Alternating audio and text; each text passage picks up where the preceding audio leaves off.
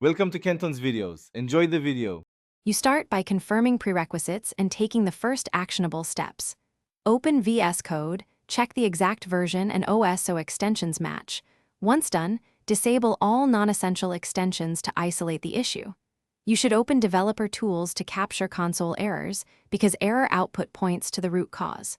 Make sure to copy error messages and note timestamps. This saves time when you search logs or report a bug.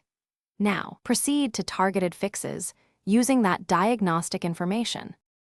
You now dig into the middle steps, reset or edit your settings. JSON selectively, but back it up first so you can restore preferences. This avoids accidental loss. If an extension is failing, reinstall or update it through the extensions pane and reload the window. Extensions often require a restart. Also verify system path and runtime versions like Node, JS or Python that extensions rely on because mismatched runtimes cause failures.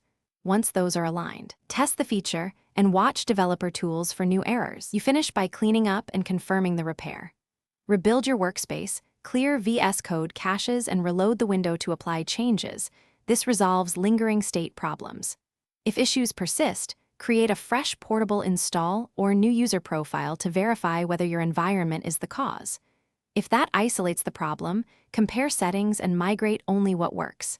If you still fail, capture logs and reproduce minimal steps. Then file an issue with error details.